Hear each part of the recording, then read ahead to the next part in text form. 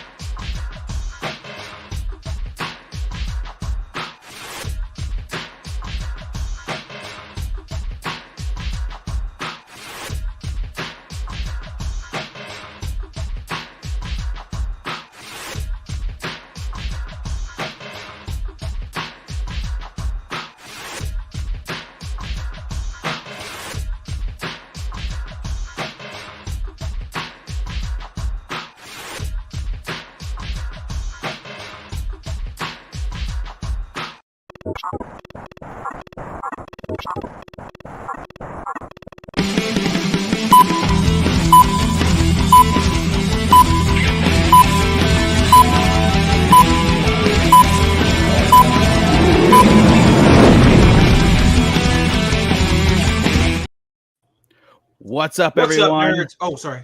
Wow, you haven't done that. You haven't done that in like over 50 episodes. I know. That's impressive. I was on a streak, man. I had to break it. So that's impressive. That's impressive. Welcome to another edition of the Sarlacc Digest, a podcast bringing you line talk and digesting Star Wars topics over 1,000 years. Wow.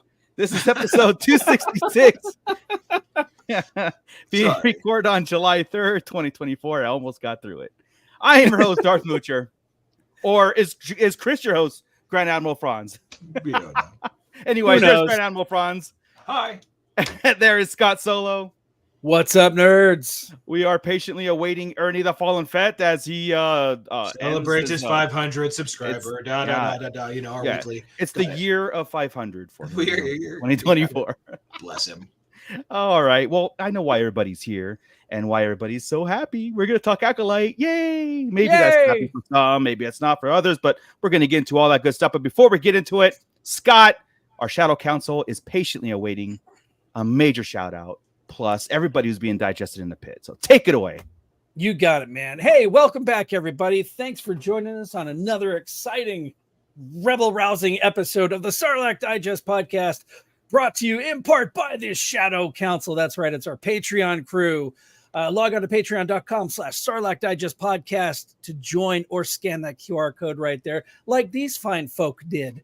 AJ from the Forbidden Panel, Brandon and Anya Epler, Brian C., Cliff, Commander Cook, Crystal E., Dennis McGrath, Don the Dad Dorn, Eric Grubb, Flavy Davy, formerly of the Nerds with Attitude, Gavin Connor from the Holy Hour All Cure podcast, Justin, the Vanilla Thunder. Sorry, I was listening to Slayer earlier with Darth Moocher. And you're welcome. I couldn't quite get it when you weren't on, to be honest. I said, damn, I can't do the Sunday voice. Yeah, you did try. I'll switch to that. Luke, aka Lud Collects, Mervi Milano's Mount Logic.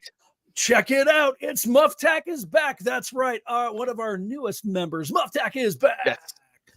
Sunday. Nicholas Schaefer will be joining us, as will our other newbie, Obi-Sean Kenobi. What's up, Obi-Sean Kenobi? Papa Schmitty and Ryan at the Star Joe's podcast. That's right, everybody. So if you want to get some kind of crazy-ass voice shouting your name out, join the Shadow Council, because these other people I'm going to shout out, they don't get the voice. You got to pay for that voice because it hurts. So Let's give a shout out to Rhino Hobbies, Mando Mike. Jesus, that really did hurt. Don the Dad Dorn. We've got Hal Runner Base. What's up, Hal Runner? Santo 1414. Obi-Juan Chingones is in there. Gavin Connor. Let me see. I should still do the voice for them. They are our Basil G. Let me see who else we got. Julianne Fernie is there. What is up, Junobi? Yes. And I do appreciate Mando Mike being still one of my first and still going subscribers on OnlyFans. So thank you. And thanks for dealing with the inflation. If you know what I mean. Double in time. Yeah, okay. Yeah, the inflation. Got it. What's the crooked smile? All right. Well, again, I know why everybody's here. And besides, there's not really any House of the Dragon and the boys. That's what we're going to talk about. Right? House of the Dragon, how I'm so confused. But we'll get into that one day. We also got the junk band checking in. Be careful, dude. There's Salacious B. Crumb behind you. Careful. I know, right? Genobi, my birthday is tomorrow. Hey. So happy birthday tomorrow, everybody. Birthday. Oh, Julie, Genobi in the chat. Happy birthday to you. Happy we're not birthday doing that. to you. Whoa. Never mind. Forget it. You're doing it pretty uppity. That's like the most depressing song when you're like in a restaurant or at a house, right? And that somebody sings happy birthday, and it's like it always feels like a funeral. They have to do the generic version. They have to do the generic version because they still think that it's, copyrighted, which it's not. So. Oh, right. Yeah, I heard about that. All right, guys. All right, cool. Well, episode 6 of the Acolyte dropped. Where are we standing here? As we got 16 or 2 left. Where are we doing here? I know last week was just nuts. It went nuts. It went completely. I still have the red lights. I can't turn them off because it's that nuts. Yeah, we're there. I wasn't on last week's episode, so I just figured we'd continue to talk about last week's episode. Oh yeah, sure. Jackie, jab. Yeah, we're gonna talk about that because it's in there. Yeah, it is this one. Actually, which was honestly pretty cool to see she dead. The aftermath, right? Dead. Nobody's coming back, and they showed it, and that's pretty solid. Yep. Was going into this week hoping to get what we got, honestly. The levity, the dialogue driven, the aftermath of both sides.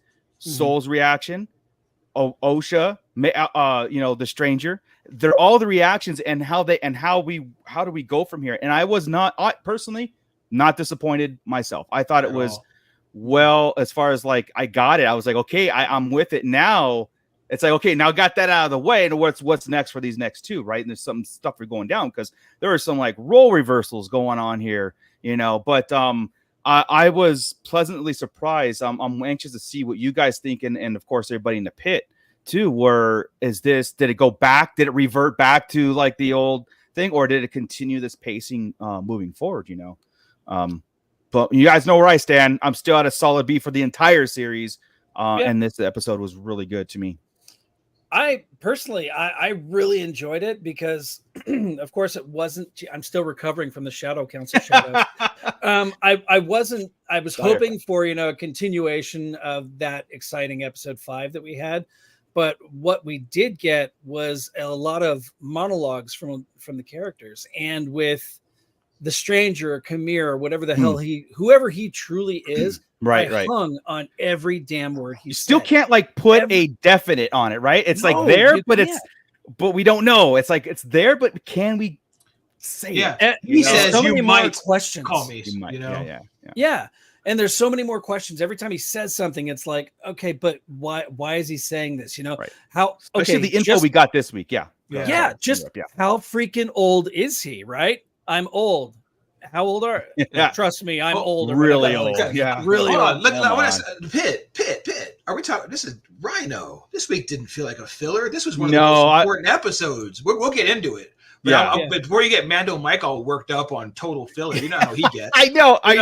Let's pump the brakes. We'll show you why it's not filler. Why this is super important. Stay tuned. This is a great Stay episode. tuned. Yeah.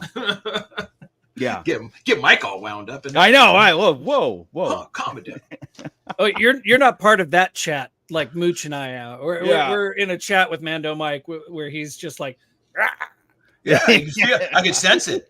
I'm like, Oh yeah. Whoa. I'm glad though, because again, it's sometimes we talk about this stuff and it either reinforces or maybe we could like, okay, why? And it makes we're gonna talk ourselves out of it in a minute. Like, exactly. We're like, as you do. Yeah. What's your grade on it, Scott? I'm sorry, I didn't catch up before you got there. So last week's, I didn't get to give my grade. Last week's was an A, solid A. I thought that episode was great. This episode, I would give a B+ to B+, A-. It's right there on the border because of that dialogue and the emotion out of Soul. And anyway, we'll get into it all. But I was A- or A- B+. Yeah. Nice. B+. Alexander, what's up? Would have been an A+ if it wasn't for Vanestra ever showing up. Mhm. Honestly, Yeah. if they would have left it at the 2, if I would have been the light side and the dark side battle on each side talking, just doing that exact thing, right? Yeah. 100% I'm in. A+.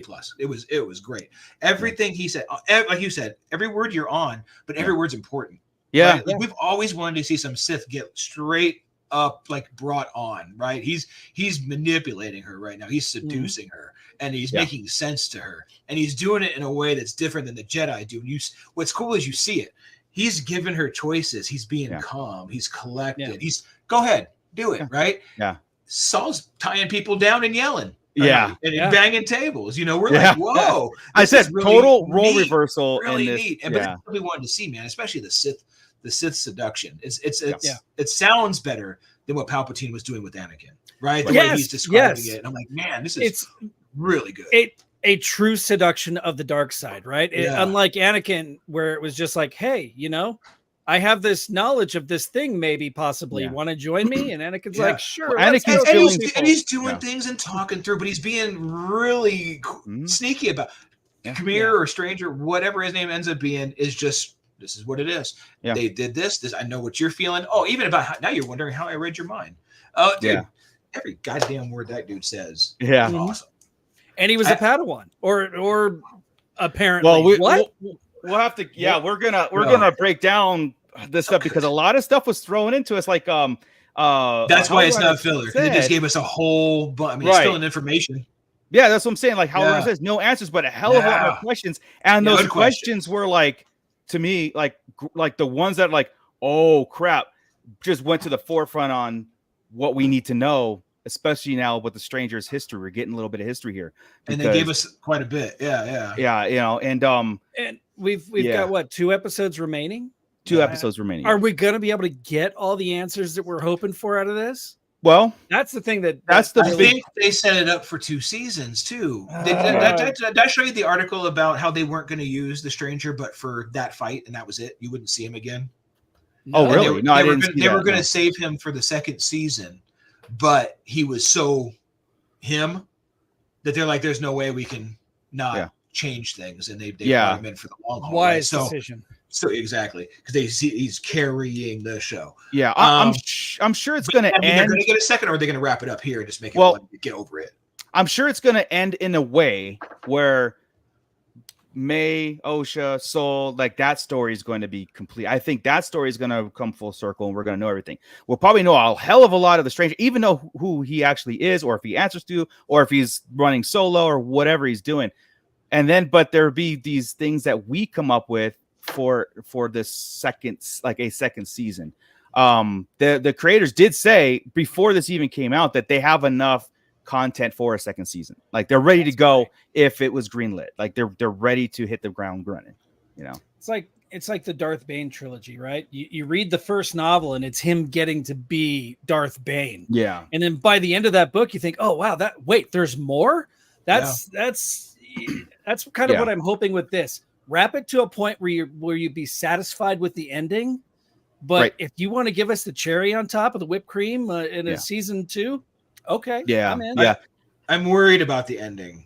I mean, that's always in the back of my mind too.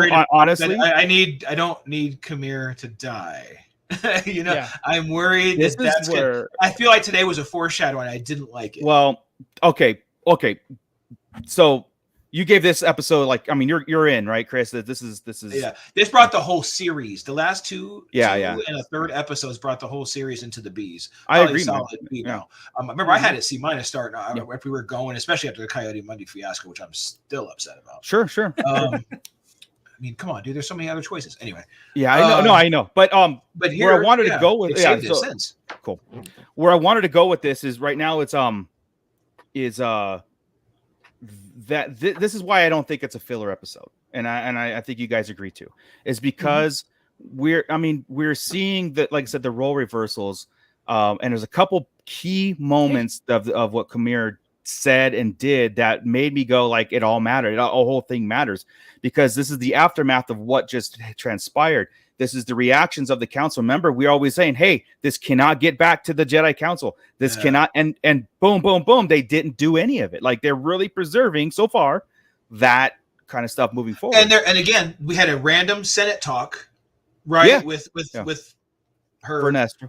And I know. Where's her name? I don't want to say it anymore. So I know. I was like, you did. She who shall not be named, shall not have emotion, shall not act worth a damn, shall stay over there. Yeah. Shit. See, now I got thrown off on the Vernestra trail. You were talking about the council, the conversation she had with the Beastie Boys character. They just keep showing the characters come up and talking about how there's a problem in the Senate with the Jedi. They're just alluding to that, so we know that she's not going to go to Yoda. She's not going to go to Plo Koon. She's not going to tell anybody higher than her. Plo Koon's probably a little young to be on the Master Council, but we're not going to see that.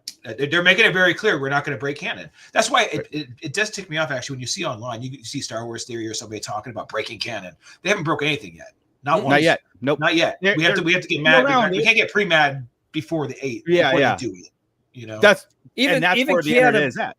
Yeah, and even Kiadamundi stuff isn't technically canon. I mean, it was a card. There was a card. That's it. No, and I know it was imperative to his character in Legends. Agreed. Completely agreed. Yeah. But it didn't break any established set in stone canon. So, I'm only mad because they have other choices in the episode.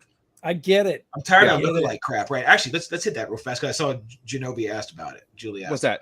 The planet. Oh, okay, yeah, all right. All this lookalike crap, right? We get lookalike everything. Look like Plo Koon. Lookalike this planet. It says unknown. It doesn't say Octo. So so there's a lot of we're gonna go. We're gonna get back to the Stranger and Khmer stuff, but the planet is very important because we open with it. Right. We're there and all that stuff. So there's a lot of things for the audience that tells us it could be Octo, right? And then there's a lot of things that don't because of EU stuff. Now the unknown, and Octo is supposed to be an unknown, even in Rise of Skywalker or in that Force Awakens, it was a missing piece of the map that was uncharted. Nobody knew of it, kind of deal. It was this unknown thing. So telling us it's an unknown planet kind of hints towards an Octo. It looked like Octo, almost identical. It just didn't have wherever we were, didn't have the Jedi runes and all that stuff. I felt like the point of view was the other opposite way. Right? Do you feel like when I watch it, if I'm thinking Last Jedi, I feel like the water would all be this way. Yeah, right? I hear you. I'm watching Acolyte, the water's all this way. Yeah, I'm not saying it's the opposite side of the island. I'm just saying. Yeah.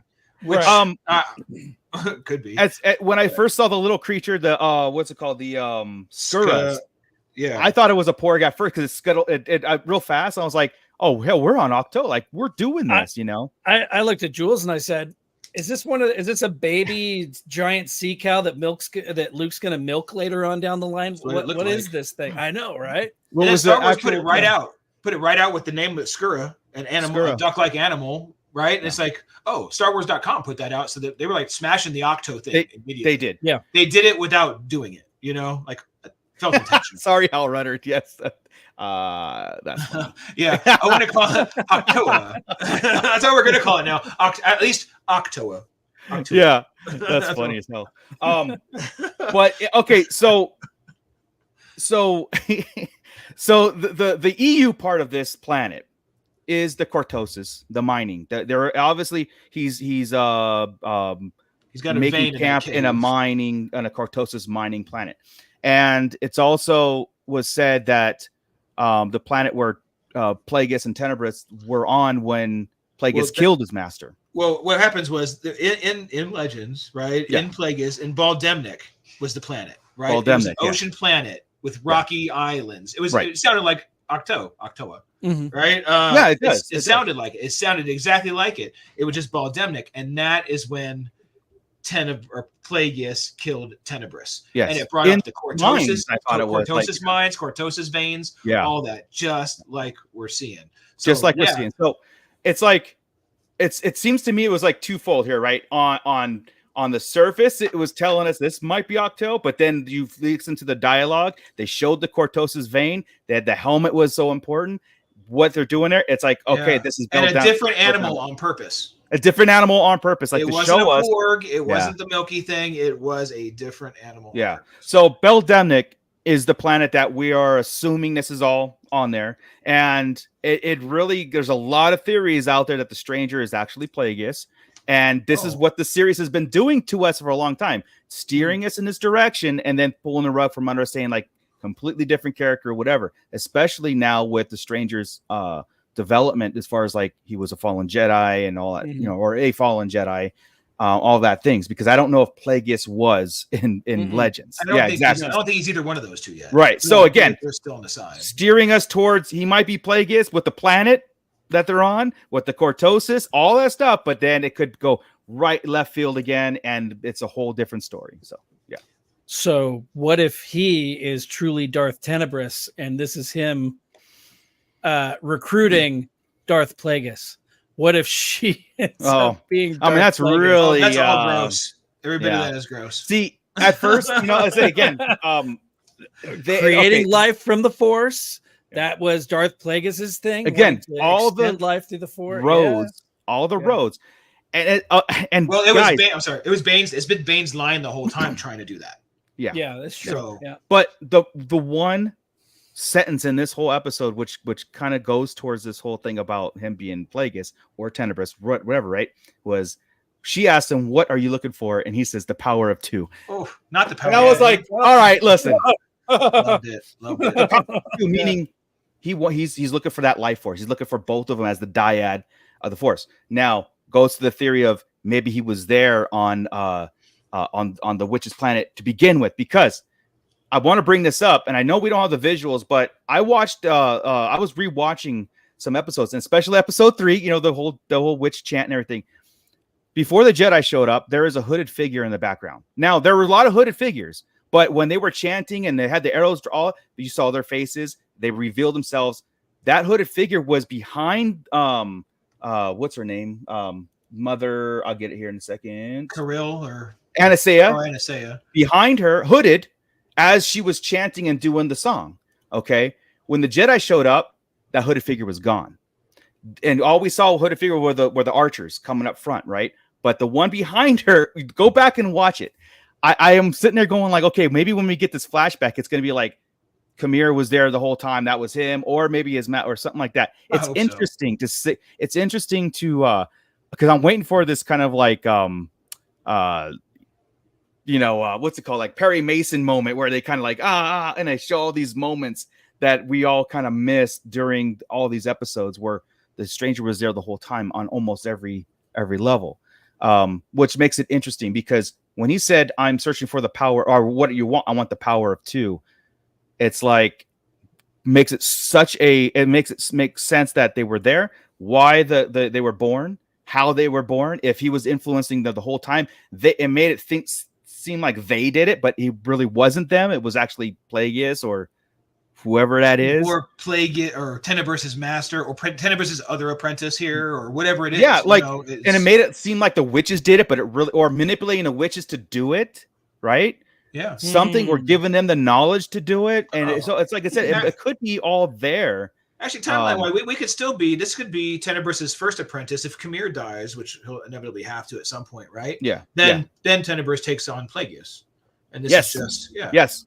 That's all. And the That's all we're dyad, gonna see. and I think May and Osha's role in this whole thing, I think it's just to show that the dyad was created. Well, and it was them two together for that life force. Okay.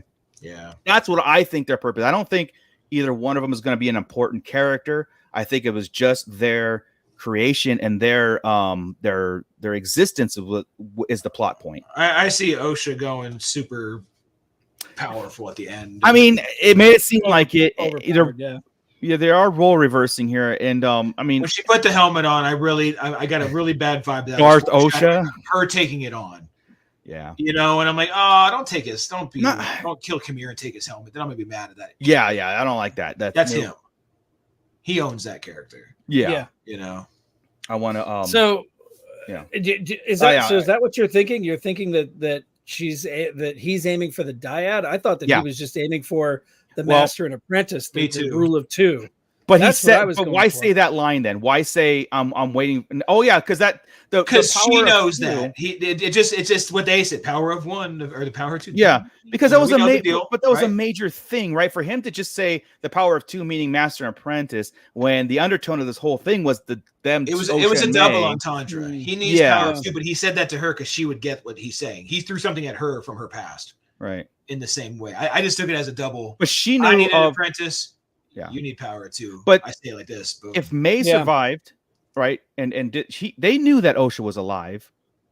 They knew, right? Like May knew Osha was alive. I think Osha didn't know May was alive this whole time, but the opposite was true. So if that was the case, then Stranger would know about them too, and if he was there on the planet by that, the dyad or whatever it was, then he would know putting them together is what he needs. They have never been together with somebody else. Like, right, they've been together, and then Osha made. Oh, so you're thinking he wants them both? Not as to absorb that life power, as the Emperor did in Rise of Skywalker, trying to make the sequels make sense, and going through this whole thing, which is part of it, right? That's what I'm thinking, and that's pretty good. It could be Soul's purpose too. It could be his reasoning why he's so vested or what happened or something like that. Again, I'm spitballing there on Soul because this episode got me really kind of like wondering what's going on there with Soul. But with the Stranger, it's almost straightforward. It's almost straightforward on his purpose and role in this whole thing. Well, his purpose, we just don't know his other intentions. If there's other people pulling the strings, or if he has anything else. That's the question. I think we all want someone else pulling the strings. Myself, I kind of do, but the fact that he's been around a long time, right? And he's stressed a long time. He did. And it's like, and that's where we're going. We're going to see that this dude's old, that he just found a way to stay young. Yeah. And that's probably part of the life force, that maybe the witches stuff he learned, or I told look, I'm all this pool he's walking in. Who knows? It's the Lazarus pit. That's what I'm saying. That's what I'm saying. Yeah. Like it's okay. Here's my thing about Octo. This is Oc 1 or whatever the hell we're gonna call it. You know what I mean? It's as far as we saw the first Jedi Temple, right? This could be the first Sith Temple on this side, something like that. I'm hoping, right? So full of dark side stuff, maybe a light side hole. Kind of like right? You know what I mean? Yeah. Like the moons around what's the original planet? God, the Mando went there with Grogu. You had Ashla and Tython. Thank you. The moons of Tython were Ashla and Bogan. That's right. That's right. The dark side. If they did that, Octo, and then this is the opposite. That would be really interesting. That's kind of what I was, like I said, with the point of view, the point of view left and right versus what I took it as mostly anyway. I probably made that up in my head, but I think everything was just opposite. I just felt like it was made that way. McNuggets, I popped his thing up. Plagueis is still a Mun in current canon in the Secrets of the Sith book. Is that in the Secrets of the Sith book? And that's new. Okay, yeah. Oh, good. And there was some talk out there that I've seen that this is almost like a Sauron moment from Lord of the Rings. Like Sauron came to the humans as a human, the elves as an elf, but manipulated them all. I don't know if that's a thing. Like I said, I've never heard that in the Plagueis book or whatever, but it's possible. Like I said, to preserve him as Plagueis and a Mun. There was some. I see some things about like that. Why the helmet kind of comes in two pieces. And I know it was knocked off and whatever, but it seemed like it might have been cortosis, and it's kind of brutal sometimes. I know, but you know how people are trying to make those connections. Overdoing it. We're overdoing it. And that's why I'm like, he's not tenebrous, nor they're going to keep those the same. It's going to and that's what I'm saying there. Yeah. The show wants us to believe it, but I think, like I said, my assessment of the whole thing, we're going to find where the stranger goes to his master, and we're going to see a hooded Mun turn to the camera and be like, and say something like, I'll take care of, in that vein. And that could set up a season 2, but also can stop right there if we need to, So quick question. We haven't gotten to this point just yet, but there's the scene where Soul is leaving the planet. He's trying to send out the distress signal. The distress signal is corrupted, so they don't quite get it right. And it's received on Coruscant. They bring it before Venestra, and does she just seem to kind of cast it away, like not necessarily thinking that it's especially after going to the planet. We're going to Venestra again. That could just be the planet acting. and seeing that could just be the That's what I was just saying. I can't tell what her fucking emotions are. That's my one. I'm gonna get more than one talking about Vernestra. I'm listening to Temptation of the Force right now, and Vernestra is a character in that. And I've got Mark Thompson doing Vernestra's voice, and I'm like, okay, this dude puts more emotion into this character than the actor portraying Vernestra. Like I said, it might have been it might have been like it was supposed to have some sort of more of a reaction of like they're all dead kind of stuff, and there it was.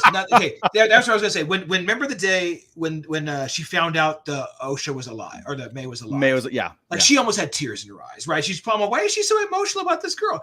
You didn't tell me there was this girl. And she's like, she shouldn't be that emotional. What's going on? Then she sees 6 dead Jedi she knows, including Jackie and Yord. Yeah, right. And she's just like. It's like, we'll bury him. Jesus God. Everything. I hate it. Yeah. I want to punch your face. Well, something I don't know. I'm hoping it's the acting, because otherwise it's just incredibly suspicious. There's something incredibly suspicious about the way she's acting, and I'm like, well, don't pull a switch on us, because we also know that she's very, very old as well. That's she has an issue. She does have an issue because Khmer, right? Because him talking about the being thrown away, and he got his scar from the person that threw him away. Right. That wasn't a lightsaber scar. It was a light whip scar. I mean, this is 200 years ago, right? Yeah. When he says he's been around a long time. Let's go back 70 years. Let's go whatever it is, 70, 100, whatever. She's like 140, 145, something like that. No, man, she's way older. Mm-hmm. She's 300. No. Yeah, she's about 300. She is. She's not. She's 200. Oh, maybe 220. About 220, yeah, because she's a young Padawan in the first High Republic book, which takes place 200 years before this. Right. So she's about 220. So say she's a master at 70, right? And then Khmer's in there, and he's about 150 now or whatever ish.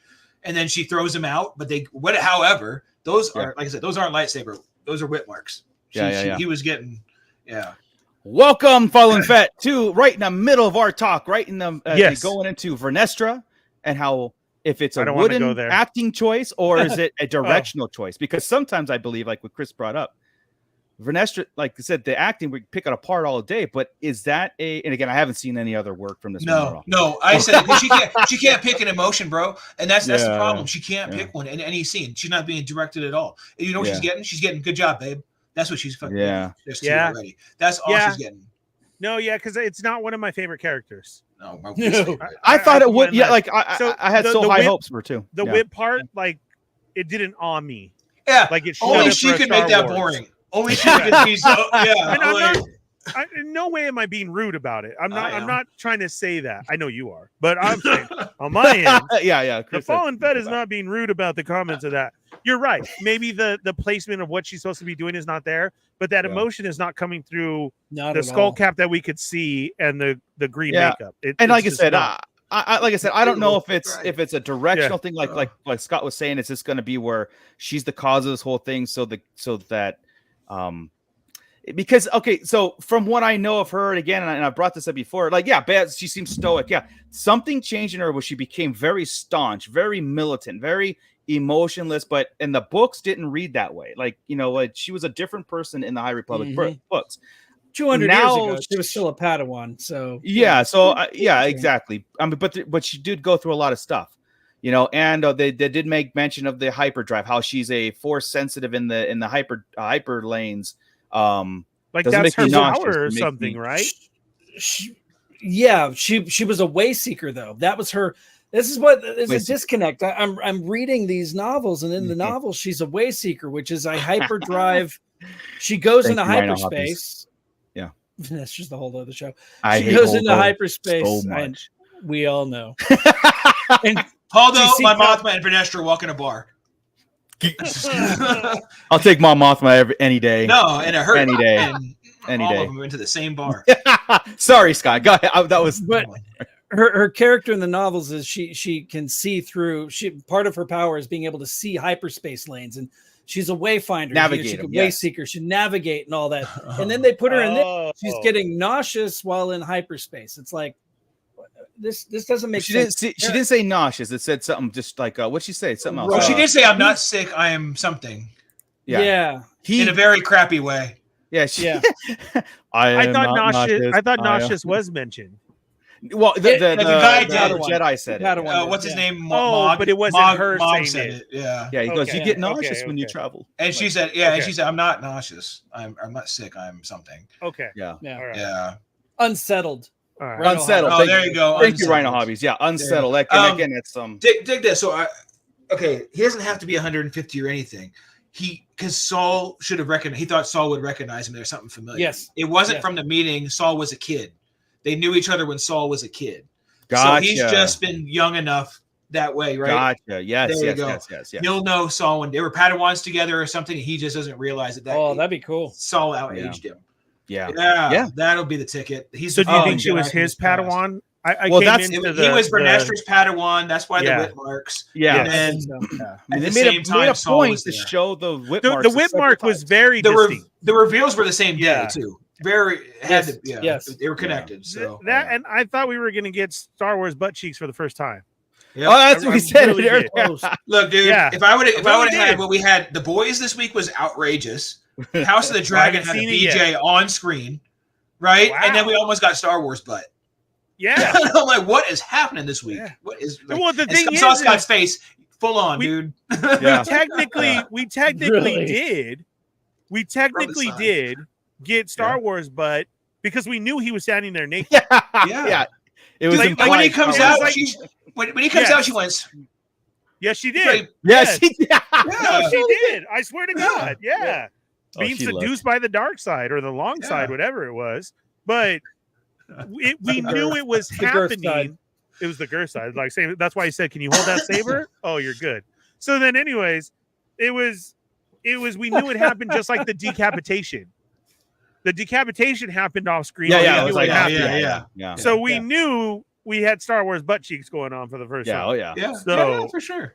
Like I said, he had his Aquaman briefs on. You know, it was just odd. It was an odd thing, but it worked. And let me tell you, let's just talk about that scene for a second. That scene was awesome. When he's sitting there and she grabs the saber and he just asks how it feels. That dude is so cool. Yeah. In every single line he drops. You got no matter what he says, it's just like, yeah. I'm a dark sider anyway, but this is the thing, right? This is the night and day difference between Anakin's seduction for the dark side and Osha / Mayor, whatever Kamir's doing, right? The stranger, because this is true seduction of the dark side. This is true temptation of the power, the power that I can give you, or the power.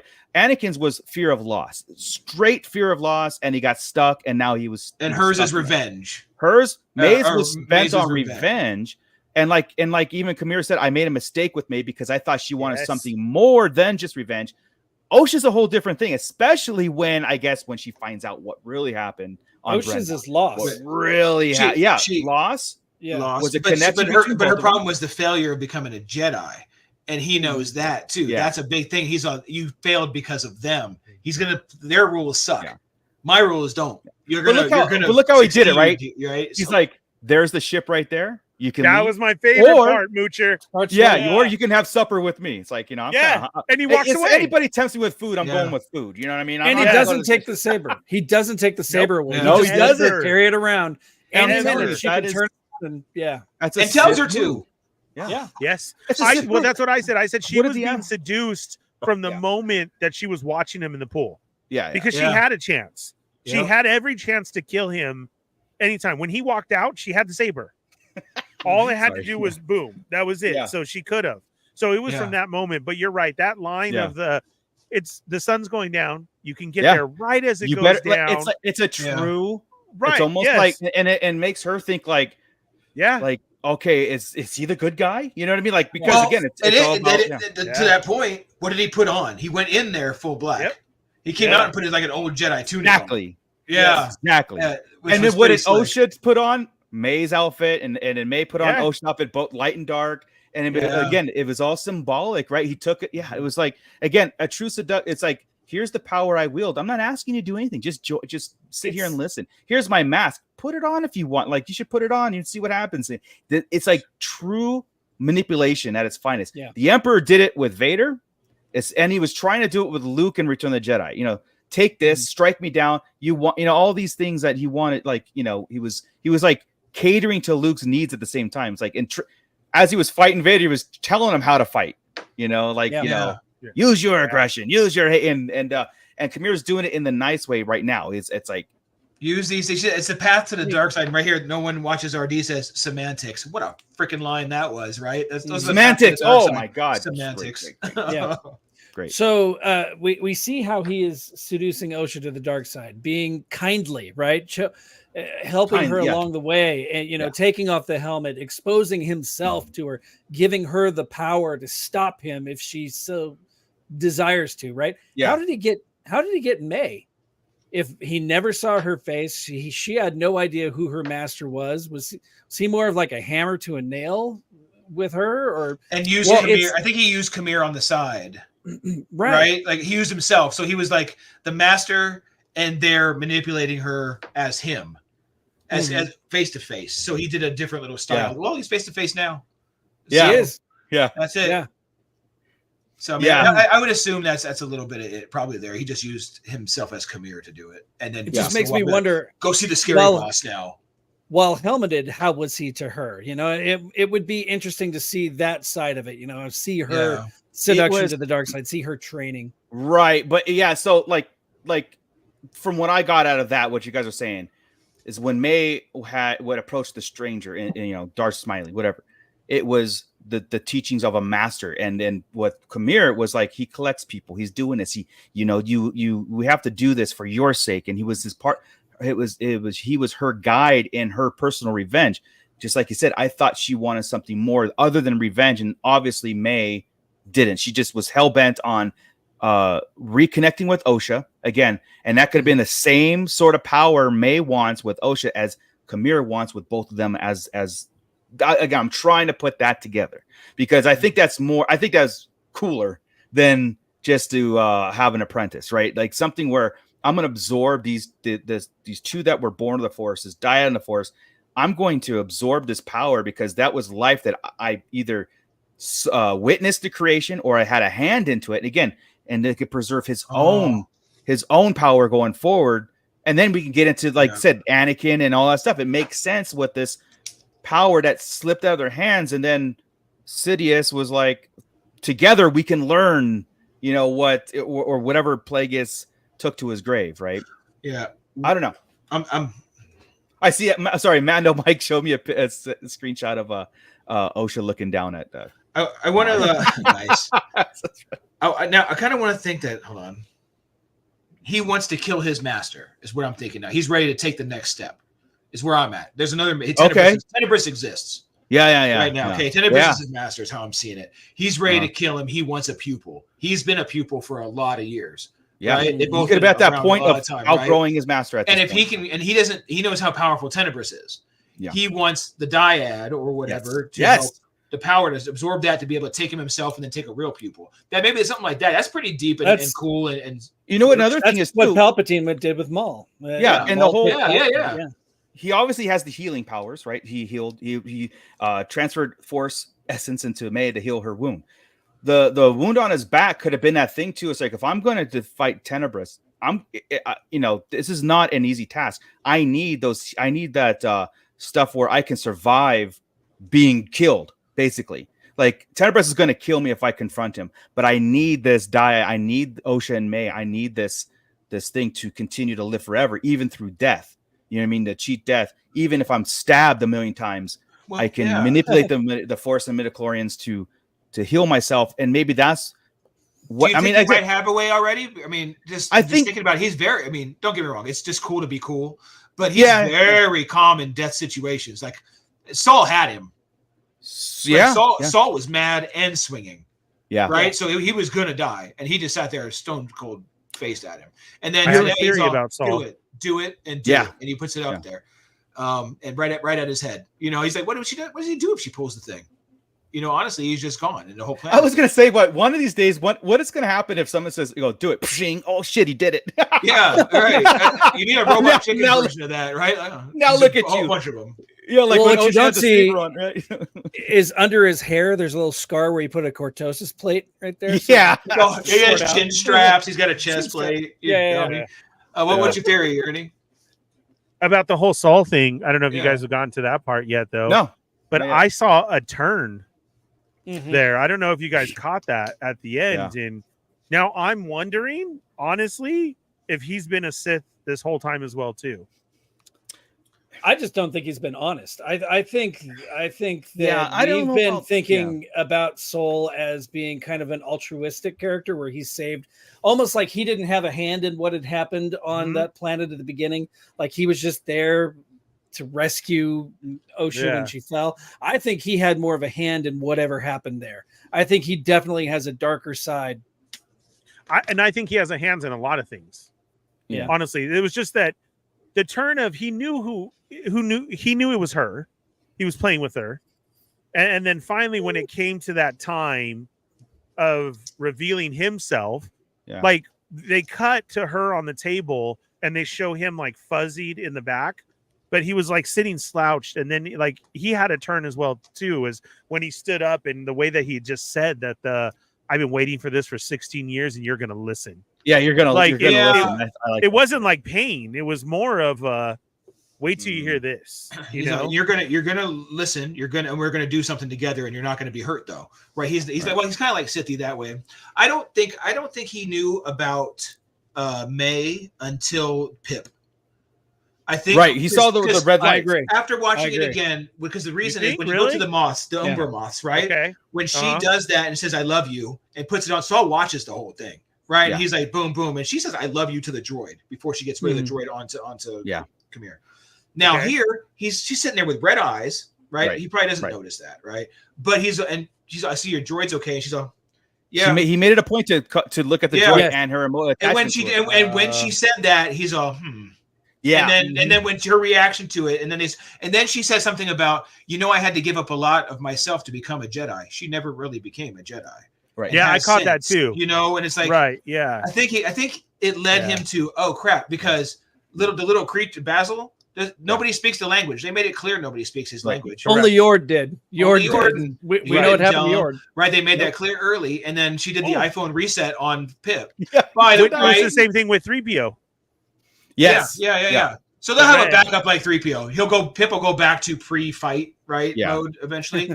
But the wireless charger, right, was kind of wild. And then the when they put him in, and then like I said, the reset. I'm like, this Pip is an iPhone. I mean, it's straight up. The reset was crazy with the two buttons. Right, she's on both sides. Yeah, she said, "I'm wait 3-5 seconds. Put you back to factory settings," she said. Yeah. I just want to see little Apple icon pop up. Right. So that really made little Basil as unnecessary as anything. Like if he was just to get Pip, he knew there. He yelled at her, did everything about it, but he couldn't tell Soul. No, he couldn't tell. But it was solely to get Pip back on the ship. For that plot, but I was with you. But I was with you, Ernie, on the thinking there was a darkness. Well, and Scott to a point too, right? But there's a darkness about him. But I really don't think so. I think he's the good one. I think he's the hero in the story that's got effed up somewhere, right? But he has a past and he has a secret, and he doesn't want to hold it. The 16 years, I think it would be more like an apology. This is what happened, blah, blah, blah. I think that's what he's been holding on. The Jedi Code doesn't allow those kind of things for him to correct his past, right? It was they had to hide it before, like they're moment. going to have to hide this. It's one of those things again, and it's a mess. So I think Saul is the good guy. I just think he, like I said, I think they were Padawans together, and that's why he knows the other guy. But, somebody mentioned. But I could be wrong because I thought the same thing for a while. I was like, but I watched it like 5 times. This last one, especially, I paid attention to Soul. I just watch it really for the stranger because, like I said, every word I just want to keep watching it. Yeah. Oh, so ever since he floated in episode it's great. 4. At that point, best character we've seen, and he was already cool as Khmer. By the way, he was already cool. When the Jedi confronted him in the shop, and then when Osha came back in by herself. All fantastic.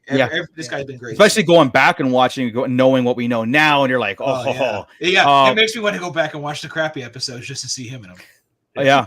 No one watches RD. I still think that there's a chance Soul and Khmer are brothers. I maybe not brothers, but again, maybe Padawans at the same time. But then Soul aged out and did not recognize him, or what happened, and he wouldn't ever expect to see him. Right? Never. They wouldn't even come to his mind. He was probably told he was dead. Yeah. You're looking at there's again, it's all in the dialogue when you put those things together. Khmer saying you don't recognize me. Bingo, boom, put that on the paper. You know what I mean? I do agree that there was a shift in Soul, and again, I can't put my finger on the pulse of a good guy, alternate motives, totally. Or is he like, did he just look, I'm screw all of this. I'm done with it all. At the time as the truth comes out, even if it means basically his sentencing, right? Because he says, I'm going to go to the High Council and spill it all. And May said, all of it? Like, you're going to spill all of it? But then he had that shift when he caught May, and he's like, screw this. You're going to listen, and we're going to take off. And they took off before he consented to stress.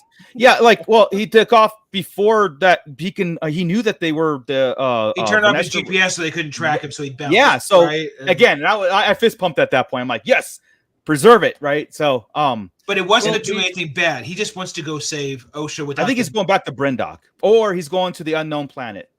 I think he's going to the council. I do think he's. I don't think he's going. If he goes to council, this is what throws everything off. Honestly, to me. Hang on. I'm not there yet. I think he's headed towards the council, but we've also seen in some of the previews a space battle, and we've not seen a space battle yet. I could be completely wrong, but he that Jedi Padawan guy with Vernestra said, like a fallen Jedi. She says, what do you see? I see lightsaber burns like from a fallen Jedi. And it's, everybody there is dead except the body. There's no bodies for Osha, Saul, or May, right? Yeah. Those are the 3 that are missing. They know nothing about the stranger. So are they assuming that Soul turned, or that somebody took his lightsaber? Is that what they're assuming? Are they going to assumed it? That's what the fabulous Jedi was thinking for sure. Yeah. Are they going to careful? Are they going to pursue him? Are they going to chase him down and start shooting at him in their ship? I mean, Vernestra had that line of 2. It's like the tips of the scales, kind of the balance, and that was that was something there that as long as she's in, there's something there that has to come out, right? I don't. Either she knows about Khmer and let it happen, and didn't know about he was going to come back as a quote unquote Sith or whatever he decides to be. She's definitely covering up that chapter of that Padawan or that Jedi or whatever it was. There has been hints of her preserving her own, state in the High Republic, or the status in the Jedi. So could she throw Soul under the bus and have that thing where she's after him? They're gonna pin and he's Soul again, Chris said, Soul is the good, in this whole thing, he is the one that's trying to make it right. But now he's got the Master, he's got May, Osha, and now Vernestra, all converging onto cover-ups, hiding the secrets, all that stuff, Yeah. Once May and Soul are out of the picture, that's it. I mean, there's no. I mean, they don't necessarily need a body for Osha to prove that she's still out there. They didn't give a shit about Osha. No, they were just get that blaster away from that civilian. She was just the civilian, right? Yes. So once Soul and May are off the table, the stranger and Osha can go live their little dark side lives and just, because this is called. Can you hit the Hal Runner at 8:53 real quick about Soul? Yes. Boom. Hal Runner is saying I was fuming at Soul trying to contact Coruscant multiple times, and then once they finally made the contact, he switches off. Well, that's because that transpired. He didn't know. That's why that was the point. I was just saying, like to that discussion a minute ago, he didn't know the whole time. So he was trying to contact Coruscant for real. The last one, when he zapped her, he had just realized after what she had just said. Right. And now in his head, like he's got to make this right in his own way. Now it's on me. This has all been a mess because I'm going to fix this. Nobody else is getting involved. We can't. I'm taking this. You know? And like, how I saw it. He knew Osha was in trouble now. He didn't know Osha was gone. Yeah. He was calling Coruscant to save him and Osha. So he was going to. Where did he take off to? That's out the way, probably just out the way. Or like you said, to the planet, to the planet where they were from. I thought Brendok. No, where do you think Stranger is? Stranger's on Aquan. You think so? I think he's on. No, dude. Baldemnik was the planet we talked about because it was a. That's the Cortosis. It's where Tenebris was killed by Plagueis, and it had a Cortosis mine, and it's described in the book just like that, like Octo. Just like Octo. Really? Yeah. So what book was it? Plagueis. Oh, in the Plagueis book? Yeah. That's like first chapter. It's very, very, very similar. So it's like, and then like kind of like if you notice it, I'm gonna watch it again because I didn't really pay attention. But I just know what I think is when you look at Octo, it's like it's like to the right is the water. Basically, is how I see it. On Last Jedi. In this one, for the most part, the water's on the left, right? So we're seeing opposite stuff. So we have the first Jedi temple there, and possibly the first Sith stuff here. You know, is what I'm hoping. Is what I'm hoping. Do you know what I wanted to see? What I thought would be the coolest Easter egg. I thought when she walked out and was going to look and they're scanning the planet, I thought we were going to see the other side of looking at the father and the son. No. Gotcha. Remember when he was pointing? Yeah. Oh, I got you. Yeah. So I thought we would see like in the shadow of like the mother going, "What's up?" We're far too away from that place. Yeah. I'm just Meridian. What a great music and shot when they revealed the island. It's all brah, and it just came out like the camera. I was just like, okay, something. Yeah. Why are they doing it? Why was that visually done? What if the little character that looks like the milking guy? That's not the milking guy. The milking character, right? He's little. What if they have giant porgs? Everything's opposite. Yeah, Strangers Bizarro. You got little milkers and big porgs. That's what I'm Bizarro world. Yes, I'm in. Hal Runner right there. Did anyone read the Thrawn novels? What planet did Anakin and Thrawn encounter the Makivja or Machivga?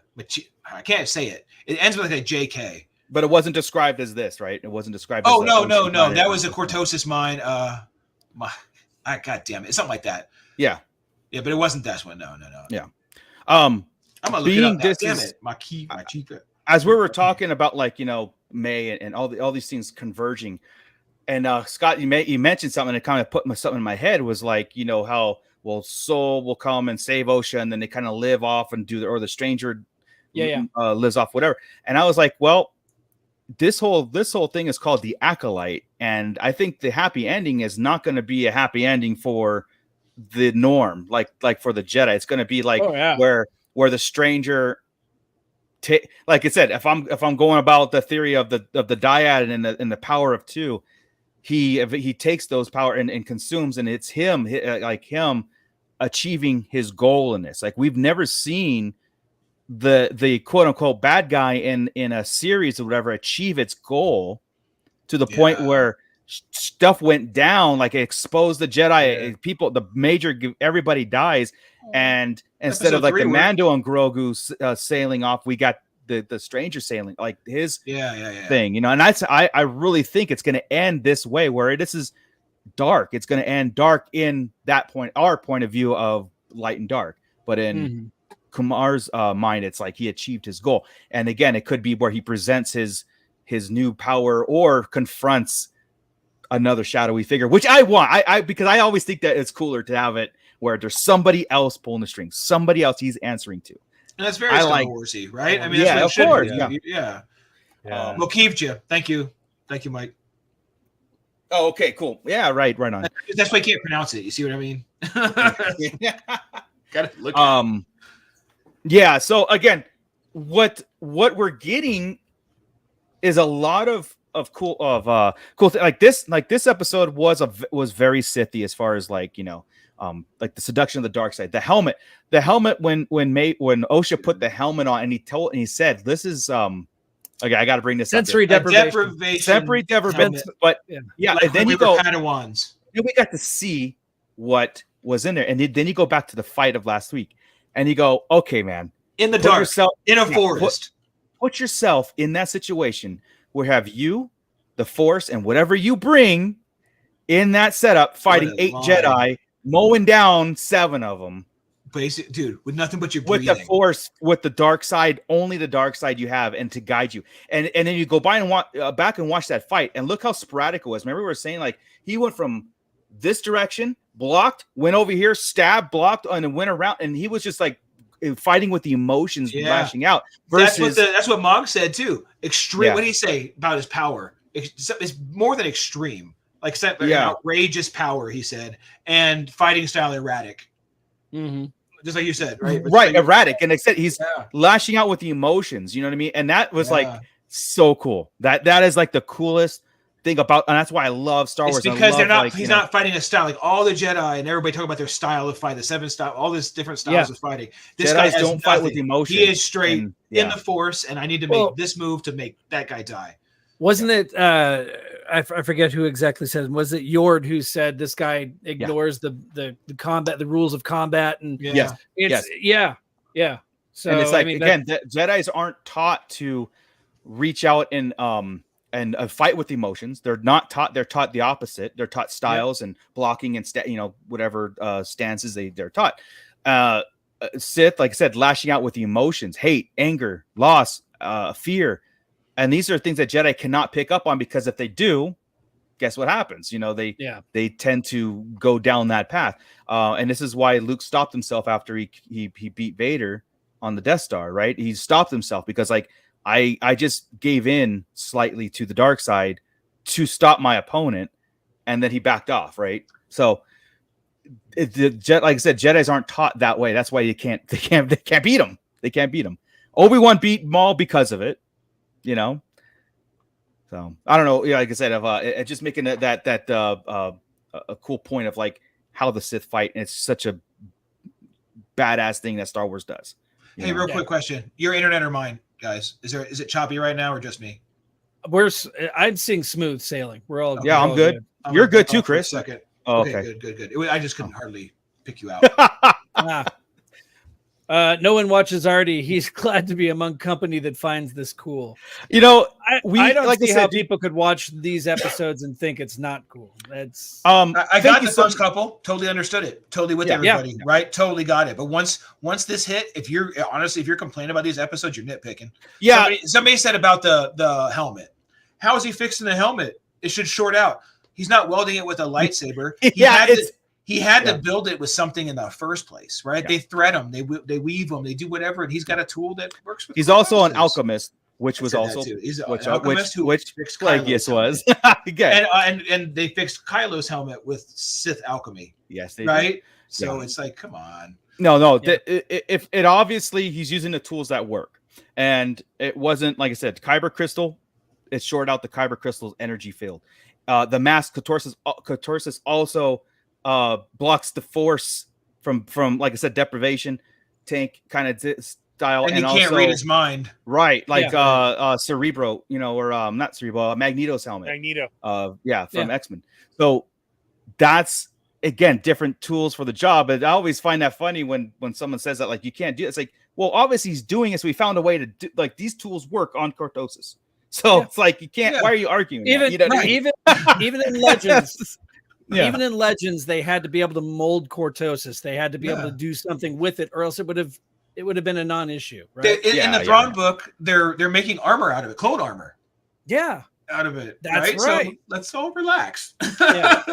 Yeah. So Julie, okay. So this is a good point. Would it bother any of you that the other Sith to be revealed as a totally different character and nothing? What people are named like no Plagueis, no Tenebris, right? Just a complete different faction of Sith, or we're just not there yet. If we're not really Sith. right? If Knights of Ren. If we're Knights of Ren, because I mean, the dude is.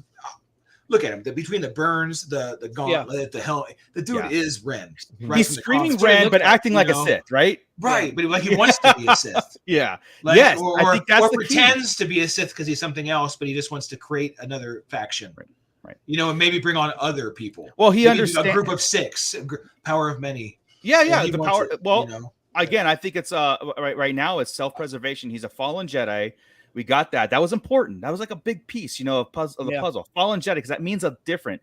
And then he wanted to be left alone to practice his power the way he wants. Meaning, like the Jedi are spreading their influences in this way it bothers him. If that's the way why he fell in the first place, I don't know. You know what I mean? Was he trying he's bitter, man? Look at his back. He is on fire with this. I look at everything we've had so far in canon, in Legends. In Legends is a different thing, right? Because you had Jedi falling to the dark side. You had Anakin, of course. He fell to the dark side as a Jedi. You've got Count Dooku fell to the dark side from being a Jedi. But if you look at all the older stories, all the stories of the Sith of old, they weren't fallen Jedi. They were almost raised to be Sith from birth, right? Yeah. So, when Bane was older, right? Just turned. He wasn't trying to be a Jedi. And Xana, he found as a kid. Plagueis wasn't, as far as Maul wasn't. Maul wasn't. Maul. Palpatine wasn't. No. Palpatine was not. Palpatine was. Asajj was. Asajj the fallen Jedi. Yeah. Right. I say fallen Jedi, meaning like they're previously Right. So my point is what I was getting. Now I just pulled a Chris and I completely forgot what I was getting at. You don't even smoke, bro. I don't. You're just old. I'm just getting old. Yeah. Well, it even goes like. What I was getting at. Yeah. What I was getting at was since Plagueis and Tenebris and all that weren't fallen Jedi, I see that. I see this being a splinter group. I don't think that Plagueis or Tenebris couldn't exist just because this guy's in those shoes right now as a part of the story. Yeah.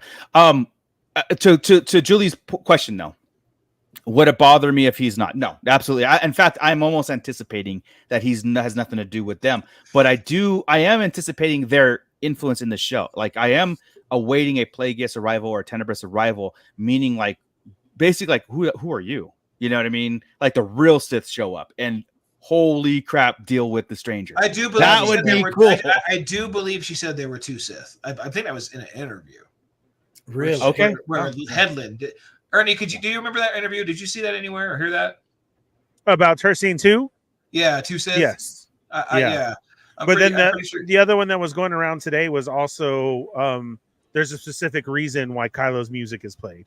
Yes, that is key too. Again, and this is where it's like, and this is from her both. So I don't know. Yeah, that's right. She did say that. So it is there because people were arguing that it wasn't. We're putting too much thought into it. It was dead ass rare, and she said it, and there's a reason. It's like on the surface, it's one thing, and then underneath, it's 2 other things. But then the character is telling us he's living by one code, but he's showing us a different. Like he's like again, like Chris said, the look, the theme, the stuff that's producing this. It's screaming Knights of Ren, but then his action screaming Sith, and it's like okay. And this is what's cool about about it because like to me, I still think shit's gonna go down. Right? I still think that. I mean, this is the Acolyte. If this is the moment to do it, and we said this a lot of times with other shows, like if you're gonna do it, you're gonna do it now, right? And I don't want to build it up where okay, maybe come here, and the stranger is it, and that's it. And then but that still wouldn't bother me because it's still cool. But you also want those connections. Again, Sith are very small numbers, but the major influence moving up. Someone mentioned that in the chat with like the very beginning of the end of the Jedi. Absolutely. Yes. Kumar is like the start of it, or it has nothing to do with Sith. But like I said, when the real Sith show up, and that's where I was like, then a season 2 can come in, you know what I mean, and have this thing. Or his master is telling him he can have his own group. Yeah. I need a group. And that's how the Knights of Ren are created. That's how the Knights of Ren get created. And this is Tenebris saying, I need this. This is what you're going to do. Scott, don't you have those comics? Somebody sent me that picture today. And we were talking about it. I've got the one of where was the original. Yeah. The start of the original. The body kind of looks like him and has the gauntlet on. Oh, yeah. And it's the burn. burns on his right arm. Yes. It's just like him. I mean, like he's him. So it's a different helmet. So somebody said, well, what about the helmet? And I was like, dude, that helmet, that's what's her name's now. Like as soon as she put it on, that's right, hers. Dude. And that's why, okay, I'm glad I didn't buy it. See, that's what I'm saying. After the season, if it's still Khmer's, I'm buying that helmet. If after this season it's OSHA's, I'm not buying that helmet. Yeah. Oh, that's why I want it regardless. I think me too. I'm a character guy. I want Kylo's helmet. I want Vader's helmet. I want Khmer's helmet. And it just looks not OSHA. OSHA's crap. Honestly, okay. And here's a quick point. Sorry, her acting as OSHA is okay.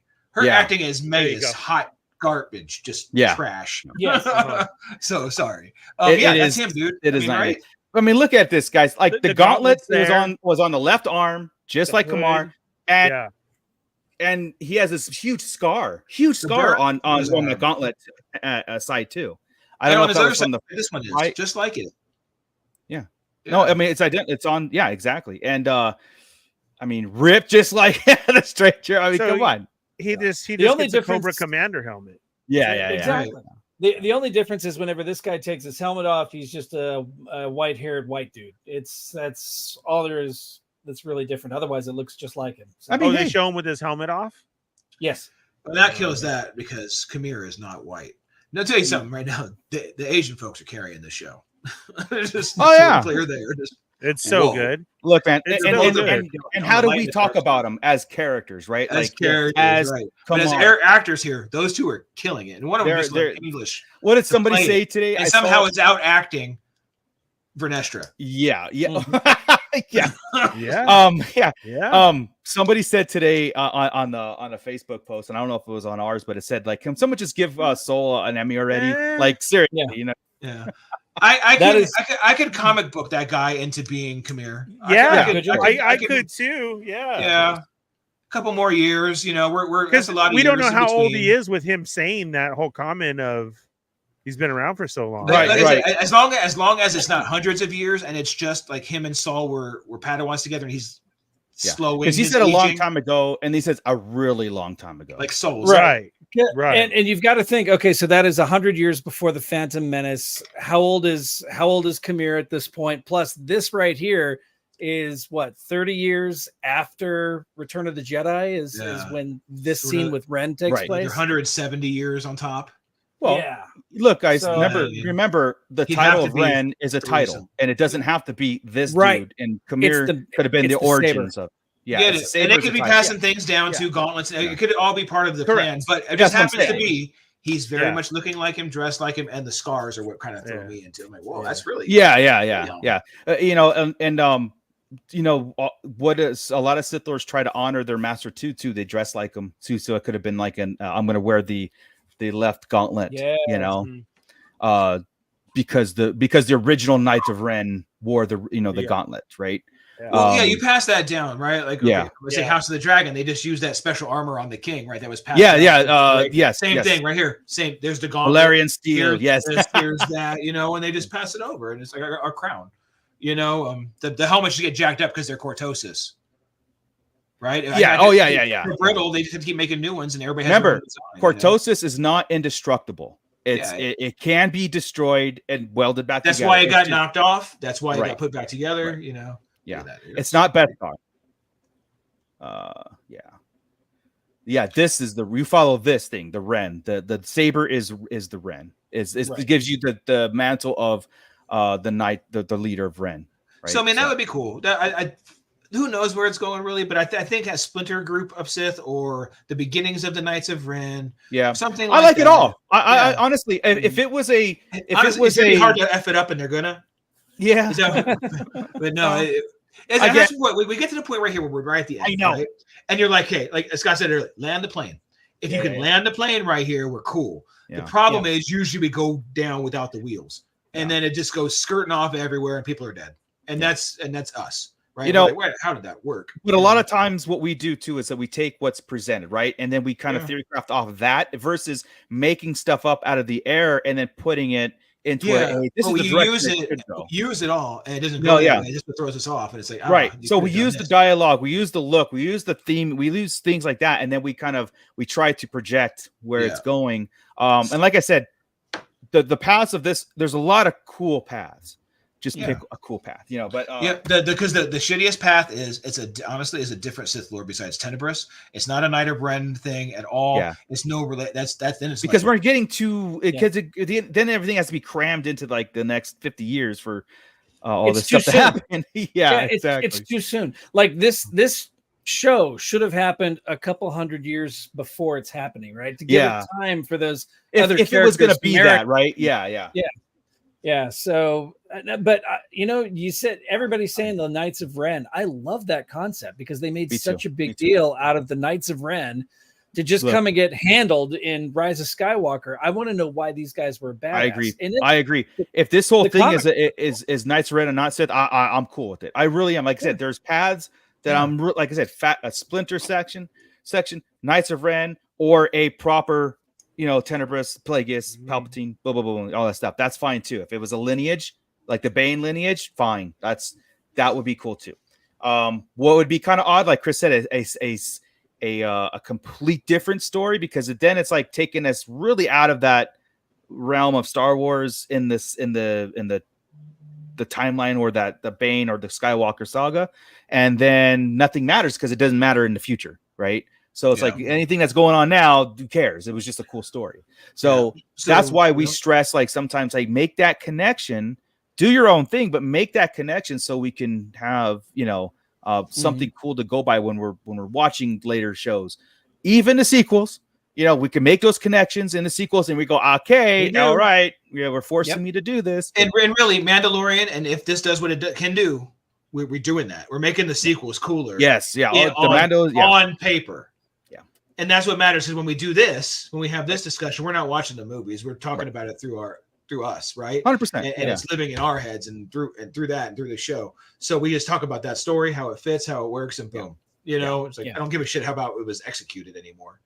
Exactly. Dude, we survived the prequels as far as execution. You know what I mean? Now this stuff just makes that cooler, and it's just cool to see here as long as they go that route. They can still blow this up, but I am way more optimistic.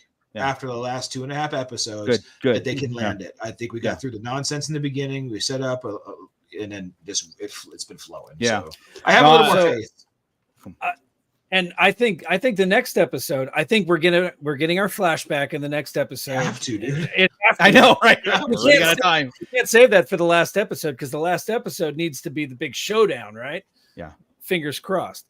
So I'm hoping that the big payoff here with Soul and Torben and all those characters that died in the first 2 episodes. Yeah. I'm really hoping. Whose flashback is it going to be? It's Soul. Well, it's going to be from who's telling the story? Soul. Because we've already seen because we have 2 other. You're right, because there's 2 other points of view we need. We need Osha's point of view, May's point of view. Last Jedi again. Shit. You're right, because all we have is Osha's, who's probably the worst point of view. Right, the running away. The other 2 would know the truth, and then that's it. Osha was hidden in the room and got out and got pulled. How does Stranger know what has happened too? He keeps saying that. He keeps saying no. We're sure he was there. We're sure he was there. Were you not here when Moocher was talking about seeing the stranger, thinking he saw the stranger? He wasn't. He wasn't in yet. Okay. So the theory, and there's some visual proof of this, is that either the stranger or some dark entity was there present on Brendok during that whole the witches chanting when they were doing the initiation for May before the Jedi showed up. There was a cloaked figure behind Mother Anastasia, behind her, as she was doing the chants. When the Jedi showed up, it was gone. And the other cloaked figures that were in the group were revealed, and they had their helmets off or their hoods off. And the archers also, you saw their face. So they weren't archers, and it wasn't just another witch. There was a cloaked figure. Yeah, go back and watch when she's bringing the girls up. Right behind her, to her left, there's a cloaked figure. You cannot see her face. It's just a hooded figure. Everybody else, everybody else was revealed to be what they were. And when the Jedi show up, it was gone. So I'm hoping that it's not just a visual thing that was just put there, and maybe it was one of the witches, but I'm hoping that either Kamar or his Sith Lord or so was there and had a hand in this whole making the twins. Yeah, right there. See in the back? Oh, there you go. Cool. So that cloaked figure is there, and then again, it's not there when the Jedi showed up. and it's everybody else is like I said, you can see their faces. Oh, dude, that looks like a mun. Holy right, crap, dude. Yeah. But they're mirrored. There's one on either side of that. So again, there was 2 that because after I was like, one could be Kamar, one could be exactly Tenebris, and you get them both. Yeah. Jesus. Could you imagine? Okay, then she wins. Right? We pull either one of those characters into live actions, she wins. I agree, man. I am writing her tomorrow. I'm out. I'm chilling. I'm all over it, man. Yeah. Moocher's doing his Eminem stand. Yeah. Jen. Damn, it's you. I was ready to burn it all down after the 3rd episode. Yeah, exactly. Now I'm ready to hand her the keys. We just kindly ask her to not cast her wife ever again in anything. Matter of fact, divorce her. You just needs to end. Don't do that. Wow. Don't be that guy. I mean, no, this should really upset their whole household. I mean, how could you act like that in my movie or my show? Come on. What are you doing? I gave you this cool role and you did that. I'm like a wood plank. I gave you this cool role. Yeah, like a wood plank impersonating Ace Ventura. Yeah, I set you up. I just was like I said when I saw that, and then I did some research. I was like, wow, some other people are catching this too. And then I was like, I hope that's not a mistake. I hope like it was there for a reason. When we see the flashbacks, we're gonna see that cloaked figure in many other places. They don't need some kind of weird sorcerer on their back, right? They all are weird sorcerers. They already had the old lady.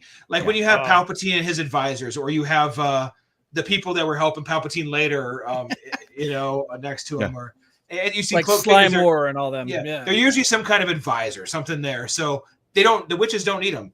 Anastasia is the one, and they already used the old lady. So no other point but to have a dark cloaked figure. Like I said, the Sith were there the whole time with this whole, and that separates these guys from the Night Sisters, and makes sense to do that, right? Yeah, that actually gives you a reason for the Jedi to be there in the first place, right?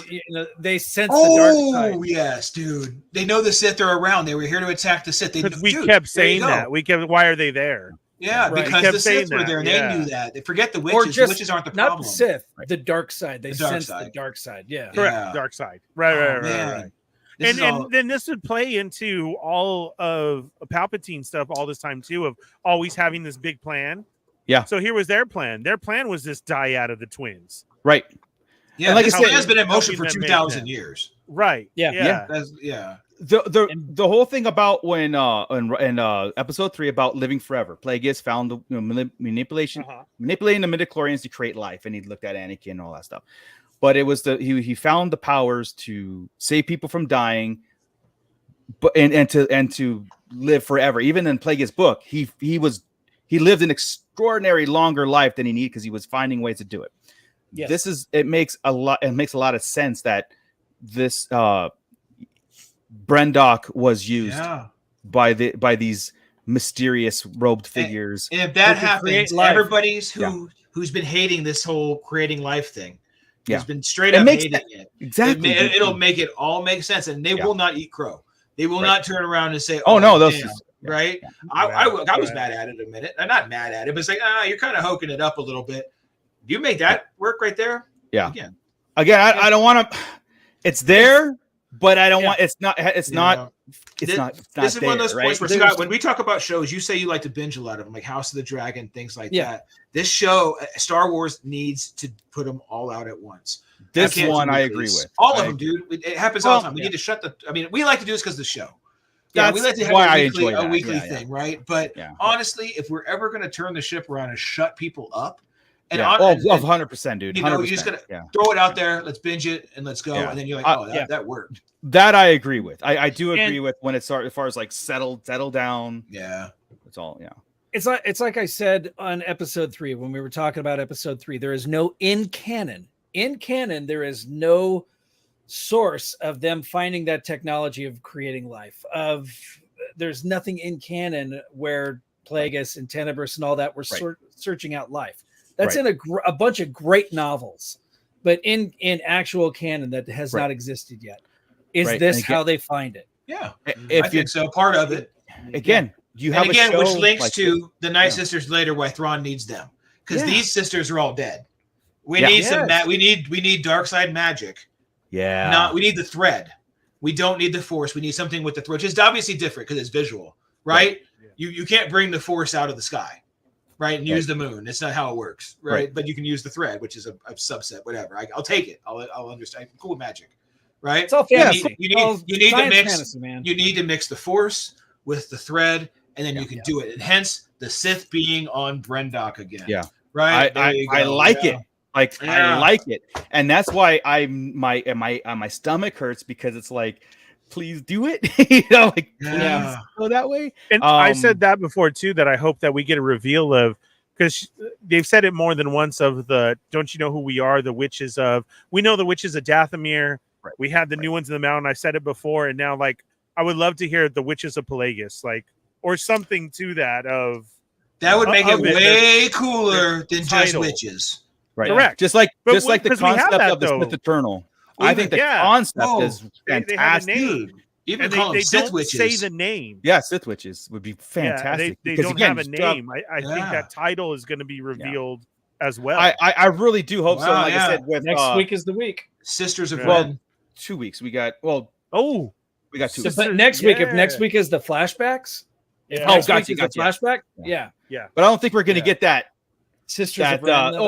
The Saw ending from the Saw movies. You know how they go back and all of a sudden they show the whole series and they do this whole reveal really of everything. Right. That's I want that to happen. I want Soul to be there witnessing it, going like, oh shit, everything was here the whole time and right underneath our noses. But then at the point it was like cut down, so you cannot relay this to anybody. I'm going to show you and then kill you. You know what I mean? We've said it for months. Nobody can live.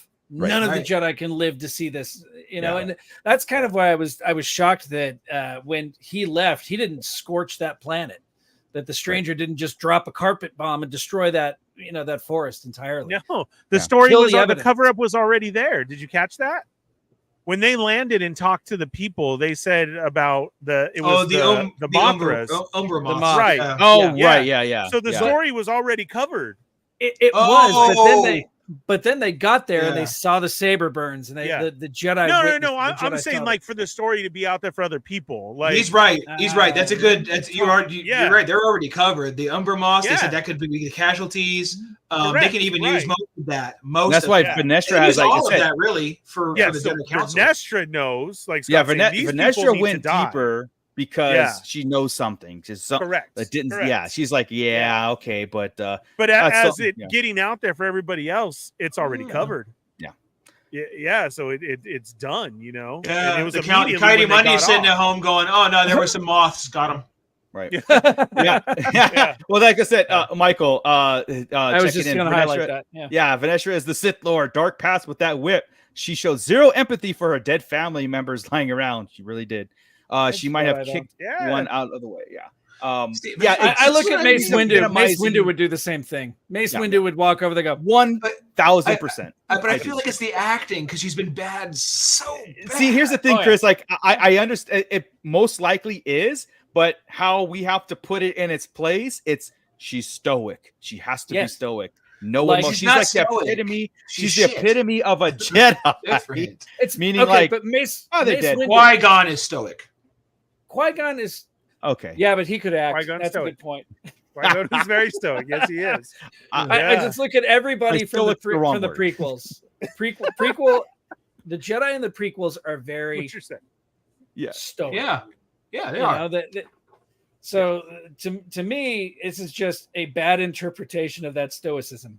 Maybe. Yord almost had that kind of mentality, right? Like by the book, and I leave this behind, leave this, do this, but Venestra epitomizes that the Jedi code, meaning like she really takes that no attachments, no emotions thing to that level of like, just take them. We're gonna bury them. Yeah, we'll bury them and move on. We'll just get some. Give her 20 years. Give her 20 years and a bowl haircut, and she's Mr. Spock, man. I know. Yeah, it is. I think of that a lot too. Yeah. I love how he had that talk with Osha, the way he did with Saul about Jecki and everybody again, right? Yes. And has an answer for everything. This guy, he doesn't think anything is wrong, that he's doing the right thing because it's supposed to. I just wanted to bring that up. That this guy has no. Chris, did you catch it in your Did you catch in your rewatches that I don't know if you caught it and said it, but I did on one of them, that not only did he snap his neck and throw him, he broke his arm? No, I didn't. No. Damn. When he grabs him, he immediately breaks the Oh, arm. yeah. You can hear it. Oh, Yes. wow. Okay. He Oh, grabs I him, just- snaps it, drops down, snaps the neck, and then tosses him. That's Yeah. awesome. It's I know. brutal. I was like, how did I miss that? Yeah. Oh, dude, it was all Steven Seagal. I loved right it, dude. there. We had Between- people over today between- before they showed. I made them all watch that. Yeah. Check Between this the Sith kebab with the decapitation, Yeah. Yord and his snap, and then Jackie's shank. It's just Yeah. like, oh my god! American Me, Jack. And now knowing it was all most of it before the Sith kebab and everything blindfolded. That's what I'm saying. It was Yeah. all emotion. It Yes, was all. that's what I had said It's like too. Jack- I mean, hey, Kanan can do it, right? I mean, we've Yes. seen that, so it's not like Damn it's the right, first time dude. we've even Yeah. seen it. But this Yeah. was just way more intense. Well, and not Yeah. only that, but the reveal of when he tells her to put it on, which was awesome too. Put it on. Yeah. Yeah, Yeah. Just I nothing swear to but God, dark he's and in the- Vader breathing. He's in the back on a hollow with Plagueis. Like, dude, I have her. She ate soup. Yeah. She ate soup, and she's already trying it on. No, she's in gonna the, be she's great. in the helmet of secrecy. She can't hear me. Yeah, she can't hear you. You got her in. I Sucker. swear to God. Yeah. but a Cortosis helmet. I mean, what other Sith Lords? They should take note, man. Darth Vader needed a Cortosis helmet. He kept getting his cut up, and The helmet, the headbutt the is helmet so. is yeah. so It was cool. great. I But mean, when she put it God. on, that was awesome. The Yeah. breathing was cool, and then yeah. to do it, and then to look again like he can't see anything. I Right. think that's where Just she that- It was all, like I realized said, the tiniest fight was all split. emotions. Yes, Dude. It was like he reached exactly. out, that. and it just And made I that fight think- so much more badass. I'm sorry, Chris, but why I say that, because the way that it was like a realization, and then I say that's hers now, is because I think she's gonna be in helmet and black cloak, and she's gonna be the one to kill Saul. Hmm. I thought that too, but I think that's too soon. I Yeah. think Hmm. I don't know. I don't think she's there. I mean, we got to unless- hear this story. unless the story, right? If the Correct. story really sets Right. her off, then Yeah. that could send her down. I could see her fighting him and the elbow coming into play. Oh, When he said, "Raise your elbow, you'll get better block." Oh, I got you. Right? Like, because he came out of Yeah. that while she's threatening him and scared. He turned around Yeah. and coached her. Yeah, exactly. He did. Right? Right? Like, Trained her. perfectly. Let's see what Yeah. happens if all of a sudden they're fighting. He's all, you listen. Yeah. You listen. elbows Yeah. up. Yeah. What I did, feel like what did she's he say? telegraphed. It'll help you block better. And what was Yeah. Osha's weakness? Blocking. Oh, yeah, like you're right. Yeah, make she it could never block. block. Right. She Yeah, could never block. Yeah. Oh, that Oh, could actually yeah. be what makes her turn to him. It's like, oh, yeah. nobody's Yeah. told me that in Yeah. 25 years. Or yeah. I will end with this as we wrap it up. How runner basis What? questioning We're not done Basil yet? is like, We just Uh, started. I know. His question is: if Basil didn't make it back to the ship, would they have left him behind? Soul Yeah. didn't even seem to give him any ounce of a thought. Nobody At any ever knew moment. where he was. He was on his own, dude. Like he I don't got think on a- Soul still knows that he's on there Yeah, he right does. now. He walked in right with him when he shot May. Yeah. Right, Yeah, he was right. behind him. Yeah. He was behind him. Yeah. Yeah. He's like, whoa. He's gonna shoot him by accident. Yeah. Yeah. Oh, I'm sorry. Basil's He's got useless. vermin dude. I on don't his care what ship. anybody says. Basil is useless. I like Basil. I You take like. Basil but- out and nothing changes. in That this whole- fight was straight Star Wars campiness, and I loved it. Yeah. The whole him attacking her leg. Oh yeah, I think Yeah. he's- Yeah. he was doing his like that was funny. That like was- It was. I was like, yes, get her. something that uh, Ewok would Right. do. Rhino Hobby saying, I don't think she's that strong in the Force to take out We have- Master Soul. He I said think it'd that, be a though. sneak attack. It'd be a sneak But- attack. But what does Yeah. everybody in the show have told Osha? Your power, Mother Asaya, Yes. Anasaya, the Stranger, Soul. They've all told Osha she is so powerful in He the said, Force. "That's your power, Ocean. I wish you'd start to realize it." Right. You know, and so, he's sensing Saul's power. Correct. So that's your power. Yes. See. So I get you, Rhino, but that's what I think that they've been telling us all this time. We're gonna be like, holy crap, Dun, dun, dun, it's dun, all dun, right. dun, dun, dun, Yeah. dun. All right, I guys. used to have that little guy. And I don't know whatever I did to him. I loved him. Yeah. Nancy one. Yeah. You had Um, to take it down to make room for Pops, guy. Yeah, exactly. Yeah. Oh, Julie mentioned Pops. They are out. Something. If I could find it real fast, it'd probably Dark benefit. Side Pops. Yeah, Dark Side Pops are out. In case anybody's wondering. I don't know what that means. but- I don't She even says, know. public service announcement, Dark Side Funkos are being released. Carry on. So Chris is I don't know what that means, but okay. I don't even know what that means. Julie, I'm gonna need you to translate a little bit. Yeah. And I wanted to bring up no one watches RD again. He said he found this channel around 3 weeks ago, and he looks forward to catching what we say as much as the episode itself. Thank you, man. Thank you for that. And I'm glad you found us because it's good to have folks in the chat that vibe with us too, and love the same stuff and like it or love it or whatever. We figure it out. And our goal is to talk as a community. As Star Wars friends and the things that we love, to get around and talk about what was presented to us and stuff. It's very, very easy to go ahead and just kind of like bash or say things that we don't like, and then move on, because that's a lot of people out there do, and a lot of channels do that. And everybody piles it on, but there's nothing constructive about it. It's not fun. Like the stuff that we have behind us, we do it because it's fun and we like to live it. So I'm glad that you found us, and again, I'm glad that that translates well of what we try to do, what we try to bring. So, we're the little podcast that could. We just keep on chugging along. I wanted to bring up a quick point during their talk, because there's so many liners with the stranger, and we're gonna miss 20 of them. But it's this part here with her, right? Was when she said, "Did you kill Saul?" And his reaction was, "No." The way he delivers is fantastic. Yeah. Oh, it's great. Did you kill May? Right. And his response, "No." Like, And it's interesting that you asked about Saul first. Yeah. Right? Because not your sister. The way he said it, too, his face was even going, that was interesting. Yeah. That was really cool. Made a point to bring that up. Yeah, he's interesting that worked out. His head is, you're going to be so good. Yeah. He's like, wow, you really are bad. I'm good. He's like, you really like your master. And then talks about the relationship between a master and pupil. But that also points at him and I think Vernestra, right? Like, it's yes, pretty neat. Just wanted to bring that up because that was one of those other cool things he said, right? And prisoner, you have the weapon. Yeah, that's right. Yeah, like that's the great thing about they wrote him so well, and he acted it so well. Sorry. Yeah. Well, they understand that whole, like I said, the actual seduction of the dark side, actual being seduced to the dark side. It's there. You're the good guy, and you're gonna take. You're gonna exploit the pain and anger and suffering and hate of your pupil to join. Like this is the cause. The Jedi will throw you away. The Jedi are not going to appreciate this. They have their rules, and it destroys everything you are for the help of other people. But if you deal in absolutes and you're self-centered kind of stuff, then that's why the Sith thrive, and that's why they're so powerful in a way, because they really have nothing to lose. They've lost everything. Just like the stranger says, I've lost everything, so it's easy. It's easy. Man. Again, subtle, but he didn't just say I lost everything. Right. He did, OSHA. Right. It's like I lost everything.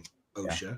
And he's very using her name. It's just God. I said the writing on him, especially the way he touched her arm. You always use her name. You always make eye contact. He's talking subtle or subdue. It's really he's masterful on this. I can't say enough. It gets me really worked up on this. I love it. Yeah, no, it's good, man. I can't wait to do it again next week, guys. So I think we should wrap it up. I know we go long, but you know what? We're passionate about it, and it was fun. Even if I always go long in my passion. Hey, I mean, sometimes you have to think about the other person. Okay. With that, I think we're out of here. Thank you, everybody in the pit. You guys were awesome. I know that there was a lot more conversations going. I know Mano Mike is talking about House of Dragons is worth to watch. Yeah. Yes. Definitely get into it. It's if you like that kind of like fantasy Mike, medieval. There's lots of dicks, dude. You're in. You'll love it, Mando. You'll love it. Yeah, love it.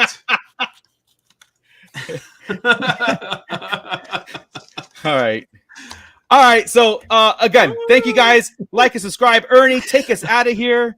Thank you guys late, sorry, I was late. Yeah, sorry.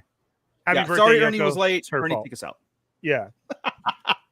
Thank you, everybody, for joining us again. All the newbies showing up in the pit, we greatly appreciate that. Please hit that subscribe button, hit the bell for notifications, and hit all so you don't miss when we're on. Mondays we have special episodes that go on around 5 p.m. Correct? Our toy show is 5:30 every other Monday. 5:30. Starting this next Monday, or it'll be back this next Monday when the HasLab Cantina ends. We will be doing our show, good or bad. Absolutely. Probably good. It'll probably be good. We'll see. So you can see that. Then we're on here on Wednesdays, right here, getting our theories and making it all work is what we like to do, as what Mooch was saying. And we appreciate the love that you guys show us over here. But then we also have great toy reviews and extra content on there. We have tons of stuff for you guys to catch up on. Thank you for all the super chats that help out the show. But if you really want to be in there too, you can become part of the Shadow Council. And that's our Patreon. And that helps us out. We like to do special things for you guys as well over there too. Anything helps. So, check those out. And then if you like the Star Wars talk, you can continue on with our Facebook with Star Wars talk like 24/7. It's basically this continued all day. So, you won't have a problem finding us over there. Enjoy it. We got still Scott over there on TikTok dropping, reviews and much, much more.